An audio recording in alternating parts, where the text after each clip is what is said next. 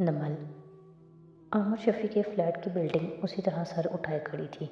उसके ऊपर आसमान पे चमकता हुआ थाल जैसा चांद नजर आ रहा था। ज़ेरे ज़मीन पार्किंग में कार खड़ी करके सादी बाहर निकला। सर पे कैप थी, आंखों पे ग्लासेस थी और दोनों हाथों में ग्रोसरी के शॉपर्स पकड़ रखे थे। मसरूफ़ से अंदाज में, जैसे कोई थका हारा मकीन घर को लौटता है। वो सीधा लिफ्ट तक आया और गार्ड्स को नज़रअंदाज करके अंदर सवार हो गया और मतलूबा बटन दबाई। लिफ्ट मंजिल ब मंजिल फ़ज़ा में ऊपर सफ़र करने लगी। अहमर का फ्लोर आया तो वो बाहर निकला। सामने मुखालिफ सिमत में कई दरवाजे बंद पड़े थे। सादी जल्दी से नीचे ज़मीन पर बैठा और दोनों लिफाफों से पैकेट निकाले। फिर इनको खोल के ज़मीन पे उलटने लगा। उनमें सुरमई सफ़ेद सा सफ़ूफ था जिसकी अजीब सी बदबू थी। सफ़ूफ का ढेर लगा के उसने एहतियात से इधर उधर देखा, कहीं कोई आ तो नहीं रहा, मगर राहदारी सुनसान पड़ी थी। एक गहरी सांस लेकर उसने दूसरे लिफाफे से एक बोतल निकाली, ढक्कन खोला, दूसरा हाथ नाक पे जमाया और माया सफ़ूफ पे उलटकर एकदम पीछे हटा। सड़ सड़ की आवाज़ आई और ना कोई आग लगी ना शोले बुलंद हुए, मगर सफ़ूफ जलने लगा और स्याह धुआं फ़िज़ा में बुलंद होने लगा। शॉपर्स वगैरह को डस्टबिन में फेंकता वो तेज़ी से दीवार पे लगे फायर अलार्म तक आया और उसे खींच दिया।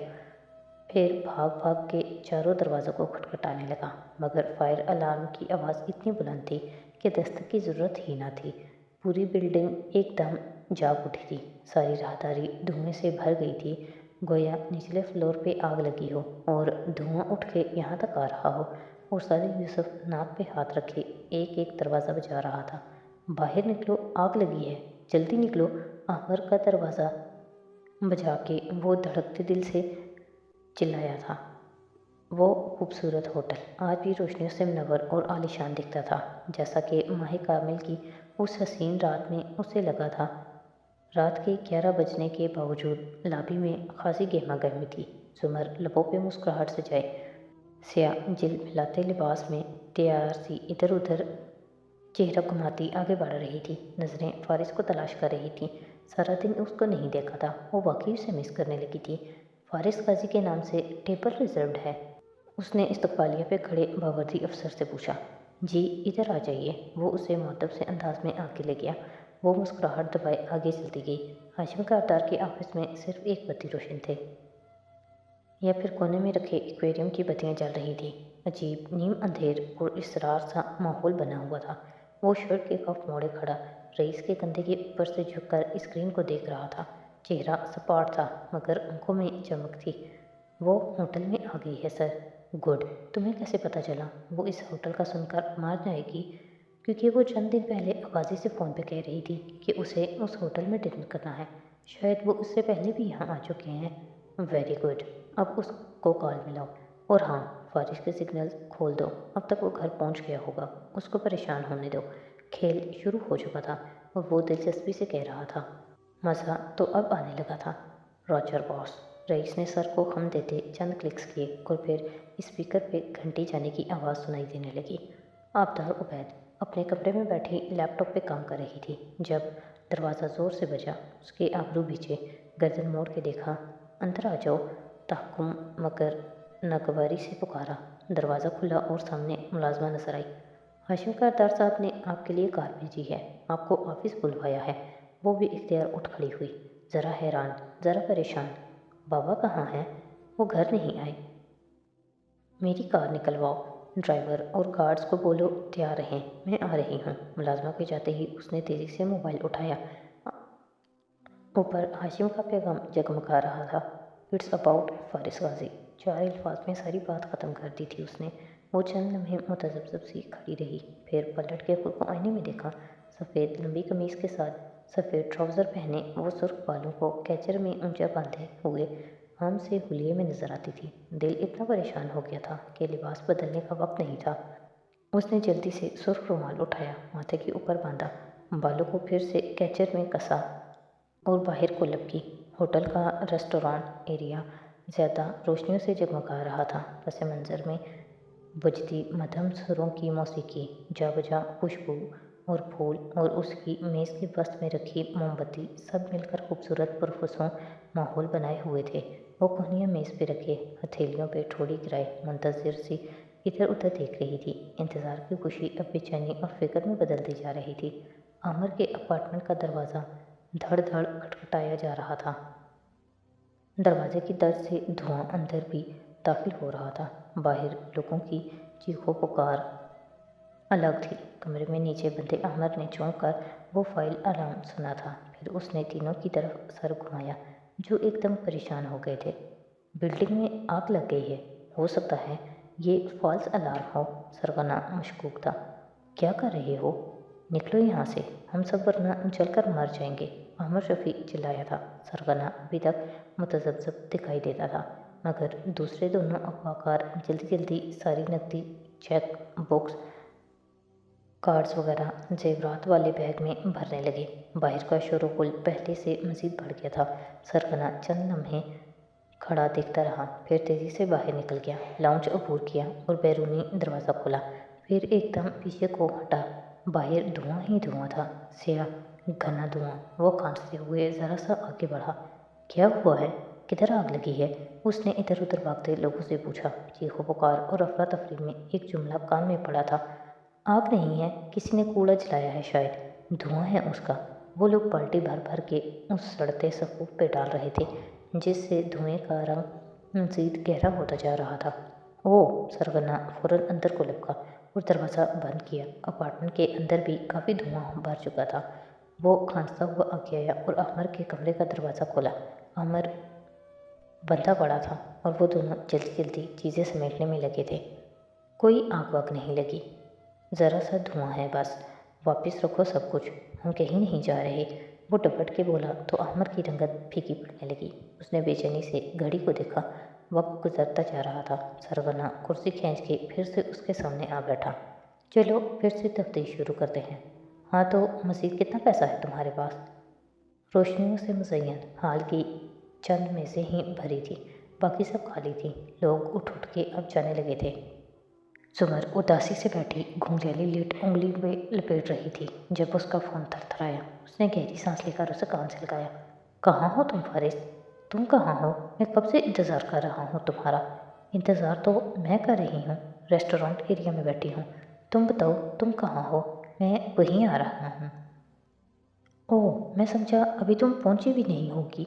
मैं ऊपर हूँ, 5th फ्लोर पे, रूम नंबर 507 में। तुम उधर ही आ जाओ, हमारा गवाह यहीं है। गवाह? वो पर्स उठाते हुए ठठकी, फिर एक नज़र मेज़ पे सजे फूलों को देखा। गवाह से मिलवाना था? वाकई? तो ये टेबल क्यों रिजर्व करवाई थी? आ जाओ फिर बताता हूँ, जल्दी, वो संजीदगी से कह रहा था। सुमर चेहरे पे खफा से तासुर सजाए, फ़ोन कान से लगाए उठी और आगे बढ़ने लगी। वैसे कौन है ये गवाह? तुम खुद देख लोगी। अच्छा मगर ये होटल में क्यों है? वो लिफ्ट के सामने जा रुकी। 3 लिफ्ट्स के बंद दरवाजे नज़र आ रहे थे, बस ऊपर थीं। उसने बारी बारी तीनों को नीचे आने का बटन प्रेस किया। वो जल्दी आ जाए गनीमत होगी। कुछ फाइल्स थीं उसके पास, उससे लेने के लिए यहाँ आना पड़ा। आराम से दे नहीं रहा था तो कंप्रोमाइजेशन में लाना पड़ा। लिफ्ट के आने का इंतज़ार। तभी उसने देखा कोने वाली लिफ्ट आ चुकी थी और दरवाजे खुल गए थे। अंदर से वो खाली थी। वो उसकी तरफ बढ़ गई। ओ गॉड, क्या किया है तुमने उसके साथ? अच्छा मुझे बात बताओ। लिफ्ट में दाखिल होते ही उसने 5 का हिंसा दबाया और फ़ोन कान से लगाए बोली, मुझे अपने जुर्म का गवाह मत बनाना। तुम मेरे खिलाफ गवाही नहीं दे सकती। अच्छा वो क्यों? वो मुस्कुराहट दबाए पूछ रही थी। लिफ्ट की दीवार से टेक लगाए खड़े वो कनखियों से लिफ्ट की 2 मुखालिफ दीवारों को देख रही थी जो आईने से ढकी थी, दाएं बाएं, गोया 2 बड़े बड़े आईने लगे हों। पीछे की दीवार लोहे की थी। भाई तुम मेरी बीवी हो और स्पाउसल प्रिविलेज के तहत तुम मेरे खिलाफ गवाही नहीं दे सकती। अब आ जाओ, मैं इंतज़ार कर रहा हूँ। सुमर एकदम बिल्कुल ठहर गई। लिफ्ट फिजा में ऊपर को उठ रही थी। Spousal privilege? उसने दोहराया। ये कानूनी शहादत में एक आर्टिकल है जिसके तहत मियाँ बीवी को दौरान शादी की गई गुफ्तगू के बारे में एक दूसरे के खिलाफ गवाही देने पे मजबूर नहीं किया जा सकता, माँ सिवाय उसके कि केस वो दोनों आपस में लड़ रहे हों, जैसे तलाक, बच्चों की कस्टडी या कोई और केस। ہاں، ہسبینڈ وائف پریولیج۔ اور آرٹیکل نمبر کیا ہے اس کا؟ زمر کی سوچتی نظریں لفٹ کی ننھی اسکرین پہ لگی تھی جس پہ ہندسے بدل رہے تھے۔ دوسرا فلور، تیسرا۔ کیا؟ وہ جواباً بولا تھا۔ رئیس نے ٹائپ کرتے ہوئے گڑبڑا کے ہاشم کو دیکھا۔ اس کو شک ہو گیا ہے شاید۔ تم عموماً آرٹیکلز کو ان کے نمبرز کے ساتھ کوٹ کرتے ہو مجھے متاثر کرنے کے لیے۔ آج نہیں کیا تو میں پوچھ رہی ہوں کہ ان کا آرٹیکل یاد ہے یا بھول گیا؟ آخر ٹیچر رہی ہوں میں تمہاری، وہ محتاط سا پوچھ رہی تھی۔ ہاشم تیزی سے کی بورڈ پہ جھکا اور ٹائپ کرنے لگا۔ میں اس وقت کافی فکر مند ہوں اور تمہارا منتظر بھی، اس لیے کہہ نہیں سکا۔ قانونی شہادت آرٹیکل نمبر 5۔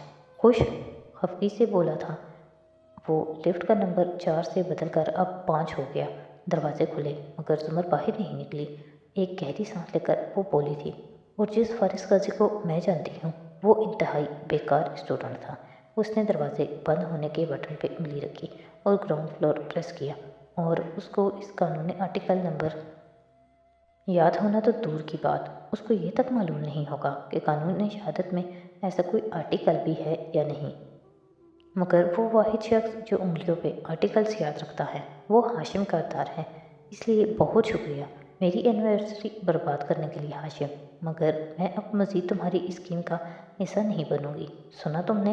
وہ صدمے اور دکھ سے چلائی تھی۔ دوسری جانب چند لمحوں کی خاموشی چھا گئی۔ لفٹ نیچے اتر رہی تھی۔ 1 2 3۔ اب بہت دیر ہو چکی ہے، ڈی اے فارس کی آواز میں کہا گیا، اور لائن مردہ ہو گئی۔ زمر کی رنگت سرخ دہکنے لگی تھی۔ اس نے فون پرس میں ڈالا اور لفٹ کے دروازے کو دیکھنے لگی۔ دل و دماغ میں طوفان برپا تھا۔ 1 سے 6 ہوا اور پھر لفٹ ہنوز نیچے اتر رہی تھی۔ وہ چونکی، جلدی سے بٹنوں پہ ہاتھ مارا، دروازہ کھولنے کا بٹن دبایا۔ ایگزیکٹ، بار بار مگر بٹن مڑتا تھے۔ لفٹ نیچے کا سفر کرتی جا رہی تھی، B1 اور پھر B2، اور ایک دم وہ ایک جھٹکے سے رک گئی۔ لفٹ کی بتی جلنے بجھنے لگی تھی۔ ہر طرف سکوت چھا گیا۔ زمر نے پریشانی سے بار بار ایگزٹ دبایا، مگر لفٹ مردہ ہو چکی تھی۔ زمین سے 2 منزل نیچے، وہ یقیناً پارکنگ ایریا، وہ بھی تہخانے کی اندھیر پارکنگ میں رکی پڑی تھی۔ وہ تیزی سے لفٹ کے فون کی طرف لپکی، ریسیور کان سے لگایا اور کال کا بٹن دبایا۔ رابطہ ملنے کی ٹون پہ وہ جلدی سے بولی، پلیز ہیلپ می، میں B2 میں لفٹ میں ہوں۔ لفٹ جام ہو گئی ہے اور میں نے کہا نا، اب بہت دیر ہو چکی ہے۔ اب آپ کی کسی عقل مندی کا فائدہ نہیں مسز زمر۔ وہ ہاشم تھا اور وہ بہت سکون سے کہہ رہا تھا۔ زمر سناٹے میں رہ گئی۔ کتنے اعتماد اور ڈٹائی سے اتنے ماہ آپ کورٹ میں میرے خلاف بولتی رہیں۔ آپ کو کیا لگا تھا اس کا کوئی نتیجہ نہیں نکلے گا؟ میں تو سب کچھ ٹھیک کرنے جا رہا تھا، میں تو گلٹی تھا، مگر آپ کو انصاف چاہیے تھا۔ یو نو واٹ زمر، اب میں گلٹی نہیں ہوں، اب مجھے افسوس نہیں ہو رہا۔ اب میں جان گیا ہوں کہ میں نے تم لوگوں کے ساتھ ایسا کچھ نہیں کیا جو تم لوگ ڈیزرو نہیں کرتے۔ تم سب کا یہی انجام ہونا چاہیے۔ فارس تمہیں جان سے مار دے گا ہاشم، مجھے باہر نکالو، وہ پھٹی ہوئی آواز میں چلائی تھی۔ فارس کی جان ہی تو لے رہا ہوں۔ یہ اوپر کونے میں کیمرہ دیکھ رہی ہو؟ CCTV camera. زمر نے سفید پڑتے چہرے کے ساتھ سر اوپر اٹھایا۔ اس میں تمہاری فوٹیج بنتی جائے گی۔ تمہیں مرنے میں بھی 1 یا 1.25 گھنٹہ لگے گا۔ تمہارے مرنے کے بعد میں یہ فارس کو دے دوں گا، وہ اسے روز دیکھے گا اور وہ اس کو دیکھ دیکھ کے پاگل ہو جائے گا، مگر اب مجھے افسوس نہیں ہوگا، وہ اسی قابل ہے۔ اللہ پوچھے گا تم سے ہاشم۔ اس نے ریسیور واپس پٹکا اور اپنا موبائل نکالا۔ موبائل پہ نو سگنل نظر آ رہا تھا۔ وہ اس کی سم کو ڈسیبل کر چکے تھے۔ اس نے SMS بھیجنے کی کوشش کی، ایمرجنسی کال کرنے کی کوشش کی، سب بے سود۔ موبائل ناکارہ ہو چکا تھا۔ وہ اسے پرس سمیت نیچے فرش پہ رکھے دروازے تک آئی اور اسے پیٹنے لگی۔ کوئی ہے؟ ہیلپ می، کوئی ہے؟ مجھے باہر نکالو۔ دونوں ہاتھوں سے وہ بار بار دروازہ بجا رہی تھی، بلند آواز میں چلا رہی تھی، مگر کوئی جواب نہیں آ رہا تھا۔ ہر طرف ہو کا عالم تھا، اندھیر سنسان پارکنگ ایریا میں۔ سطح زمین سے کئی فٹ اندر آئینوں سے ڈھکے ایک ڈبے میں وہ مقید تھی، اور اس سے 2 منزل اوپر زمین پہ ٹہلتے لوگوں کو معلوم بھی نہ تھا کہ وہ یہاں ہے۔ کوئی ہے؟ پلیز مجھے کوئی باہر نکالے۔ घुटन से उसको पसीने आ रहे थे। उसका सांस भुजल हो रहा था, मगर वो पूरी कुव्वत से चिल्ला रही थी। आंख से आंसू टूट टूट कर गिरने लगे थे। फारिस, आ जाओ, प्लीज़ आ जाओ। फारिस, प्लीज़। आवाज़ डूब रही थी, दिल डूब रहा था।